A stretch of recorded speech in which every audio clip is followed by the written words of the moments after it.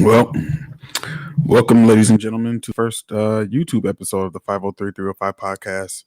I am Kenny. You can find me on Twitter at ABG. You can follow me there, or you can follow the podcast on our Twitter page at 503-305 podcast, all one word. My co-host Jamila, the General, is not here. She's not available tonight.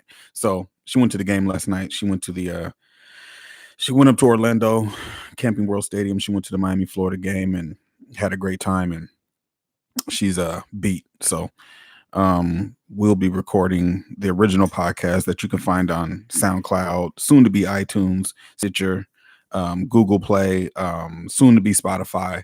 You'll be finding the podcast there, the 503-305 podcast. And the only thing I came here tonight just for a quick, not even really a recap, but just to talk about the game. We're going to recap it together. That'll be a good hour and a half show, but I want to recap just my thoughts about some of the small things. First of all, I want to tell everybody that the 503-305 podcast is not a podcast for X's and O's and things of that nature. I can do that, but what I've noticed is that even me as a fan of other podcasts, I get bored with the X's and O's. I get bored with I don't even watch the X's and O's shows that come on ESPN. I understand the X's and O's, but I just know the casual fan just doesn't give a damn about X's and O's. So I think the casual fan cares more about circumstances, the circumstances of how the games end up the way they end up. And last night's game was a perfect example of how circumstances put you in certain situations and you end up how you end up. Also, Jamila has not seen the game as far as on TV because she was at the game and she had great seats from what I could tell. But it's a little bit different when you get a chance to watch the game on TV because there's certain things that you just don't see or don't pay attention to when you go to the live game. So, this game was has been anticipated, not just for during the offseason, but it's been anticipated since probably 2013. The last time Miami and Florida played was down at which was called Land Shark Stadium, which is now the Hard Rock, down in Miami Gardens, and Miami won that game. Miami was not anywhere near as good as that Florida team. That Florida team had a lot of NFL talent on it. Miami had NFL talent on that team too, but as a team, they weren't as good as Florida. Miami beat the Florida Gators in that game with Al Golden. I believe I think it was Muschamp was the coach at Florida at the time, if I'm not mistaken. So that was what 6 years ago. We don't play Florida that often. Miami, Florida has not played very often, but one of the things that is true is that Miami, when they do play Florida, they usually do beat them. I believe Florida beat Miami in 2008. That was a Miami team that was just horrible. It was Randy Shannon's team on their way to probation. A lot of things going on. That Florida team went on to win the national championship. They lost a game that year. I think they lost to Ole Miss at home that year and still ended up winning the national championship. So, that was really the last two times they've played. They haven't really played each other on a consistent basis since 2000, 2002, and 2003, 2004. That's the last time. Actually, no, 2000, 2002, and 2003. That's the last time they played. Then they played in the Peach Bowl, I believe was in 04, 05. But that's rare. Those are rare occurrences. Miami and Florida hasn't played on a regular basis since 1987. And before that, So this has been it's a rivalry. It is a rivalry. These kids all played against each other in high school, all that kind of stuff. So it's a rivalry, but we just don't get a chance to see them that often. And we won't see them again until 2024. So, we still got to wait another 5 years before we can play them again. And there's a home and home between Miami and Florida. First game is in Gainesville in 2024. Then they come down to Miami in 2025. But last night's game was very interesting because, the Florida Gators came in ranked number 8. They came in with a lot of hype. After last year, they beat Michigan in a bowl game. They won 10 games, I believe, or 10 or 11 games last year. They came in hyped up, possibly contending for the SEC East. They're not as good as Georgia, but still, if they beat Georgia, they're going to Atlanta to the SEC championship game. There's nobody else in that division in the SEC that's going to compete with them.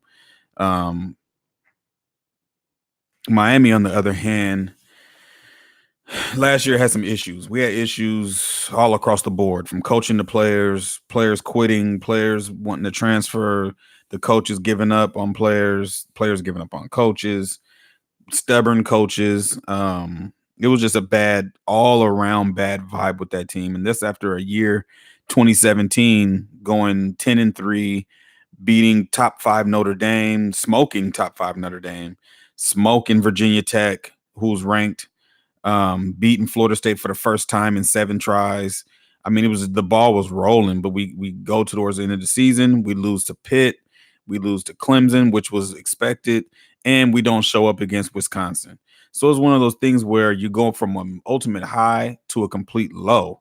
And the pessimism was there from the fan base, from players. I mean, you could see it, and especially from the fans. I mean, the pessimism was warranted. Like, are we snake bitten? Is Mark Richt the guy for the job? And we come to find out he wasn't the guy for the job. We come to find out that he pretty much packed it up, probably midway through the 2017 season, more than likely.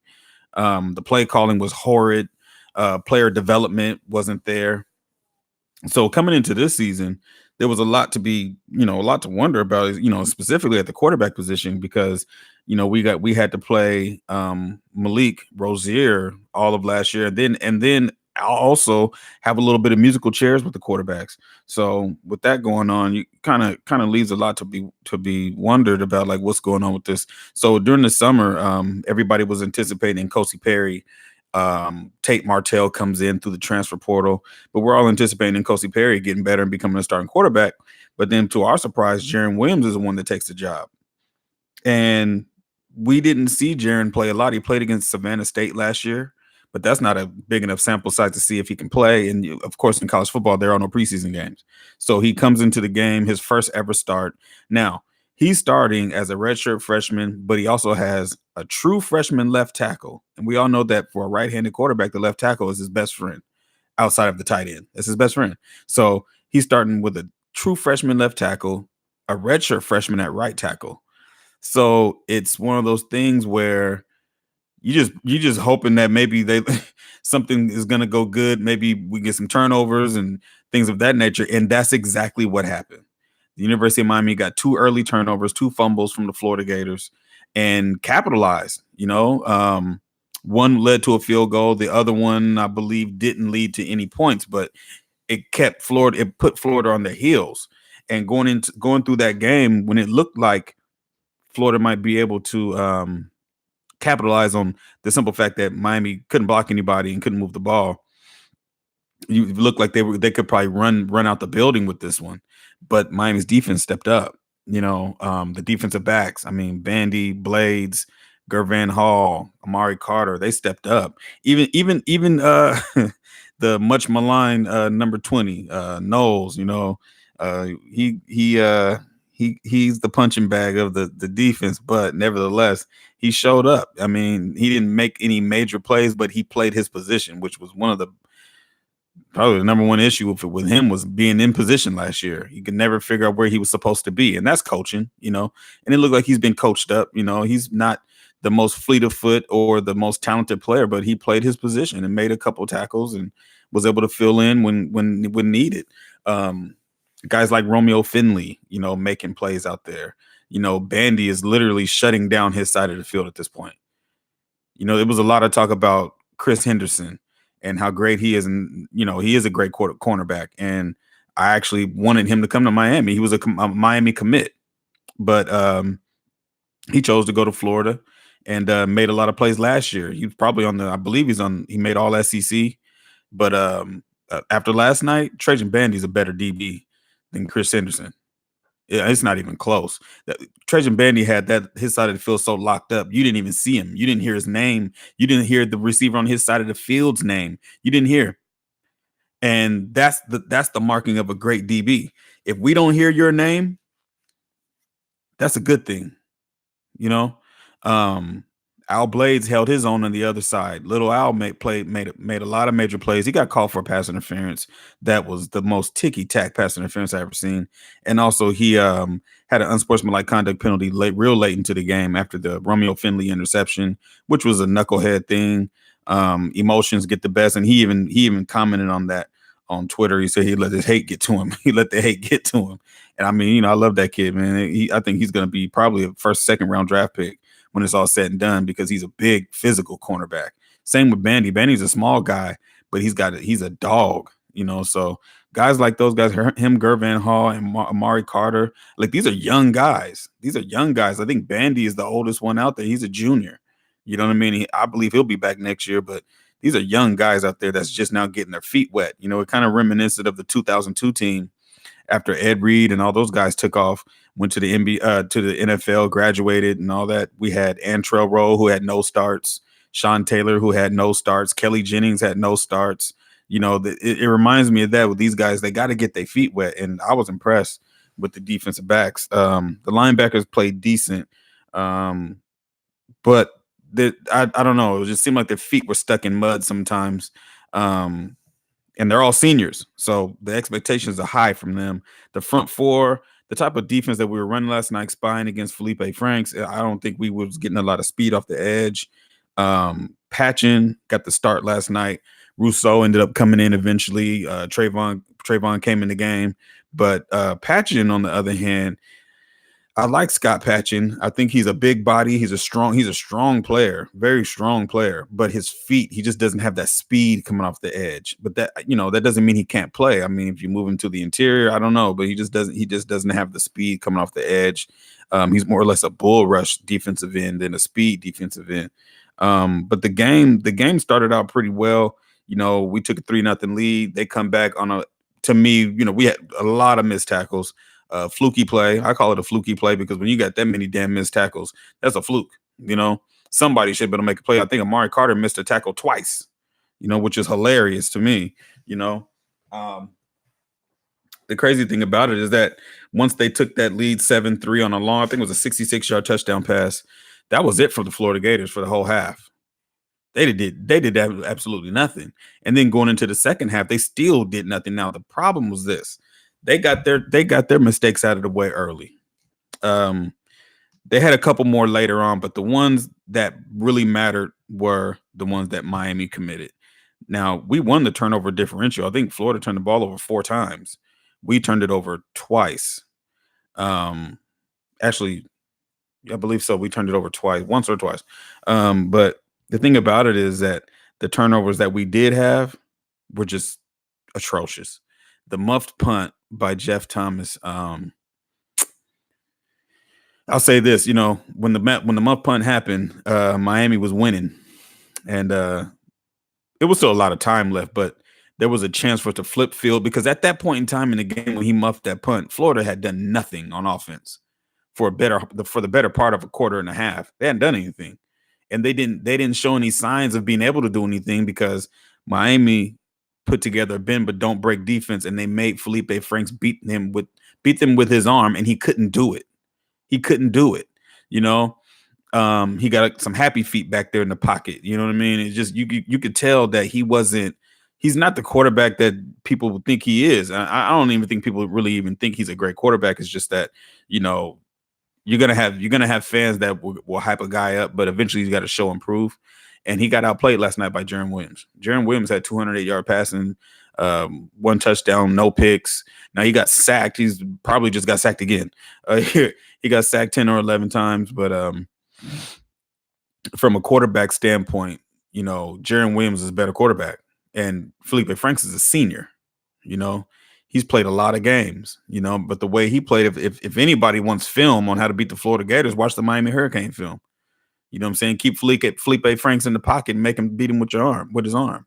And he can't do it. You can't coach accuracy. He just doesn't have it. So, in the running game, I mean, Miami held Florida to 52 yards rushing last night. DJ Dallas had a huge game last night. I think he had 98 yards or 88 yards rushing, 98 yards rushing, something like that. To look it up. So there was definitely chances and opportunities for the Miami Hurricanes to win that game last night, but a muffed punt, some goofball play calling in the red zone. It's one of those things where Miami had a chance late in the game. Late in the game. Yeah, DJ Dallas had 12 carries for 95 yards and a touchdown. P. Ryan had 42. Late in that game, Miami goes up by 3. DJ Dallas gets a big time run. So Jeff Thomas muffs the punt. Florida goes in and scores. Miami comes right back down. Big run by DJ Dallas, touchdown. Miami goes up by 3. That very next drive, there's a pick by Amari Carter.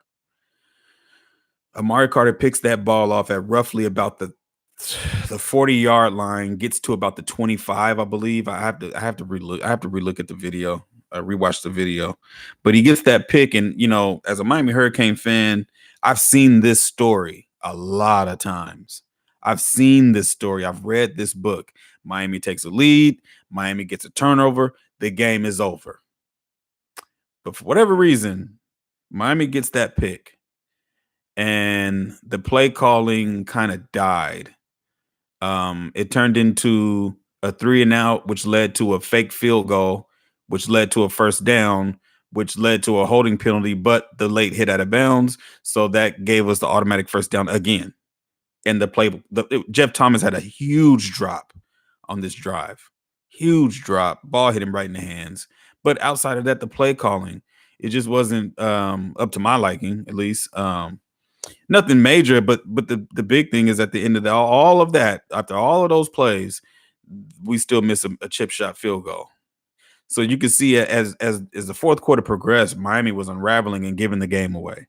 Florida gets the ball back. They go down. They throw a bomb. They go into the end zone. They score. Miami's down by 4. It's 24-20.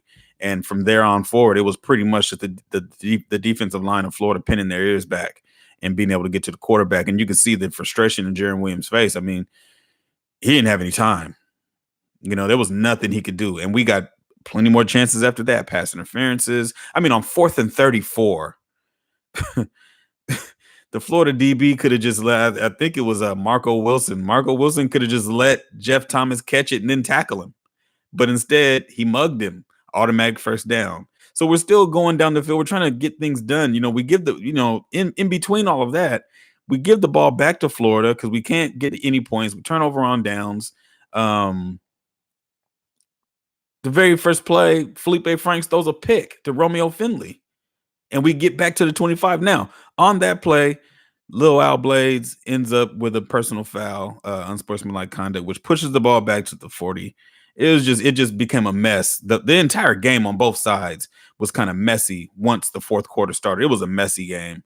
But it's one of those things where one thing I will say is I look forward to watching these kids play, because when any other time last year, they would have quit.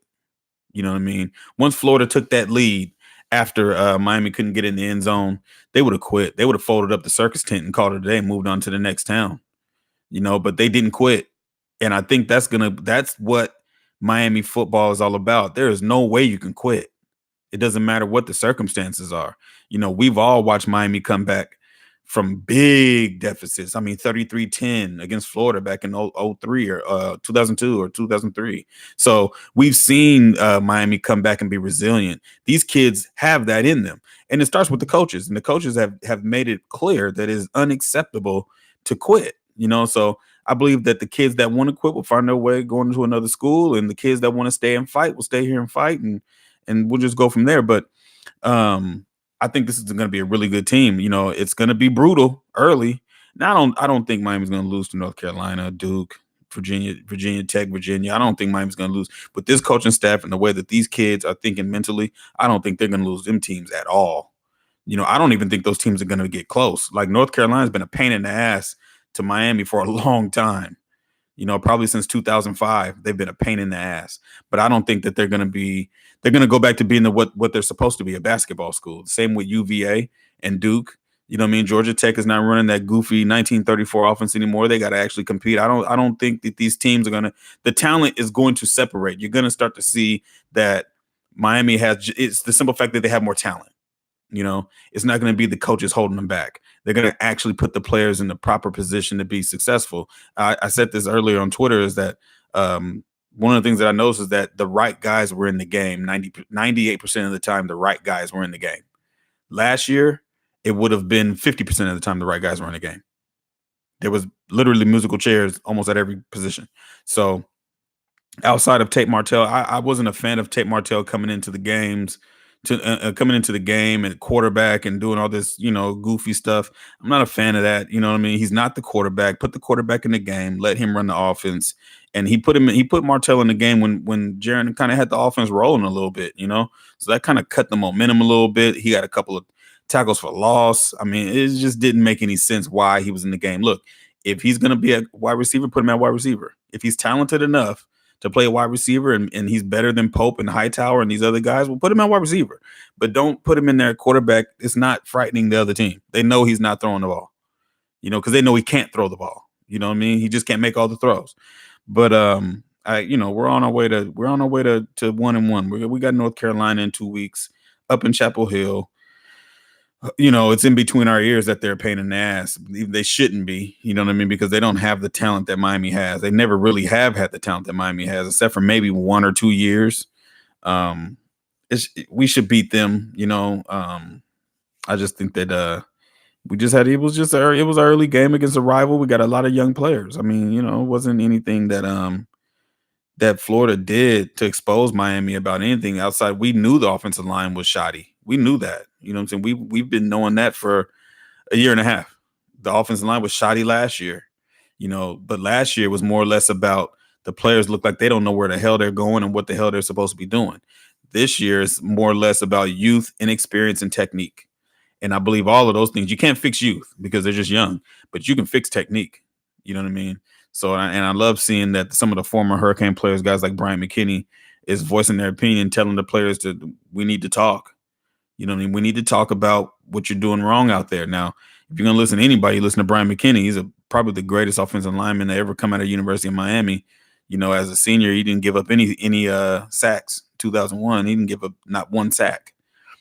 So I think that's going to be a good thing going forward. And I think this team is going to be pretty good. There's nothing to be ashamed of. It's a whole lot to be proud of. You got more Florida fans being ashamed of their performance. I mean, you have Florida fans on Twitter and in real life telling Miami fans, hey, we didn't deserve this. You guys deserve this game. That after all the shit talking all year long, a lot of people saying that Florida's going to beat Miami by 40 and all these kind of things. Look, the records go out the window when these teams play. Florida State, Miami, Florida State, the records go out the window. Okay. There was not a big distinct difference in talent on either side of the ball between these two teams. And we all knew that. It's just that a bad coach can hold you back. You know what I mean? We knew that DJ Dallas could play football. We knew that. We knew Bandy and Blades and, KJ Osborne, he's a hurricane. You know what I mean? Coming a transfer from University of Buffalo. Like, he's a hurricane. Watching him play last night, I mean, that was a good look. So we know we have talent out there. It's just putting it all together and just, I wasn't expecting national championship. It'd be nice, but I was not expecting it. I'm expecting a 9-3, 10-2 season going to the ACC championship. I know we're not on the level of Clemson, but I wouldn't mind taking a crack at them. You never know what could happen if you play them. So this is one of those things that we just got to get used to dealing with the fact that we're a young team. This team is a lot like the 1998 team, coming fresh off probation, young guys out there. They're gonna put it together. So, but stay tuned. We'll be coming back probably in a couple of days here. We'll be posting something up on the SoundCloud page.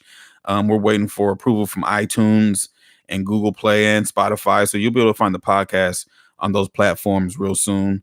And just look out for us, man. You can check us out on Twitter at 503-305 Podcast. You can find me on Twitter at KD the BG. That's KDTHABG. And you can find Jamila on Twitter at Wishing You Were Me. Wishing you, not YOU, but you were me. Just be respectful. She might cuss your ass out. So that's the general. Just in case you want to know, that's the general. And show some respect because this ship don't float without her. But stay tuned and we'll be getting at you guys real soon. All right, peace.